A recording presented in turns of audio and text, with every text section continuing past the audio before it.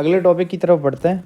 Internal data और external data में क्या फ़र्क है? इंटरनल डेटा वो डेटा है जो ऑर्गेनाइजेशन के अंदर जनरेट हो रहा होता है, वो डेटा जो कंपनी खुद मैनेज कर रही होती है। फॉर एग्जांपल सेल्स के अंदर आप क्या कहते हैं, देखो तो सेल्स रिपोर्ट बन रही होंगी, लेजर्स बन रहे होंगे, वो सारा डेटा सेल्स फाइनेंशियल स्टेटमेंट्स बन रही होंगी, ठीक है। डिफरेंट चीज़ें जो भी विद इन ऑर्गेनाइजेशन हो रही होंगी, जो डेटा विद इन ऑर्गेनाइजेशन हो रहा होगा। फॉर एग्जांपल कोई वेबसाइट बनी हुई है और कस्टमर्स वहाँ पे आते हैं, आप कस्टमर्स आते हैं तो देखते हो कि यार कस्टमर्स ने कितनी बार हिट किया।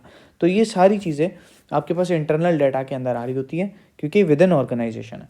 अच्छा, वो डेटा जो बाहर जनरेट हो, आउटसाइड ऑर्गेनाइजेशन, वो डाटा आपके पास एक्सटर्नल डाटा होता है। फॉर एग्जांपल बाहर कोई पब्लिक प्रोवाइडर्स हैं, उन लोगों से कोई डाटा ले लिया आपने, ठीक है, गवर्नमेंट का कोई डेटा उठा लिया, कोई सोशल मीडिया पे कोई डाटा हुआ था, कोई सर्वे हुआ था, उस डेटा को आपने यूज़ कर लिया, तो वो आपके पास एक्सटर्नल डेटा आ जाता है, ठीक है।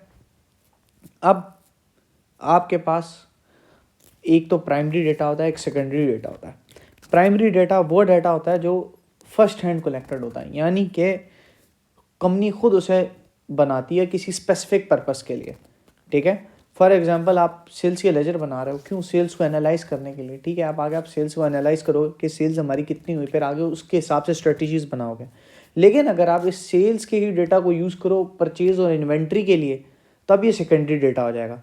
तो डेटा एक तो फर्स्ट हैंड कलेक्टेड भी होना चाहिए, यानी आप खुद उसे जनरेट कर रहे हो, खुद कलेक्ट कर रहे हो, और दूसरा ये कि पर्पस भी उसका स्पेसिफिक होना चाहिए। अगर पर्पस भी चेंज होगा, फॉर एग्जांपल हिस्टोरिकल सेल्स आपके अगले साल की परचेजेस की इन्वेंट्री के लिए इस्तेमाल हो रही है, तो ये पर्पस चेंज हो गया, सेकेंडरी पर्पस हो गया, डिफरेंट पर्पस हो गया, तो इस केस में ये सेकेंडरी डेटा हो जाएगा।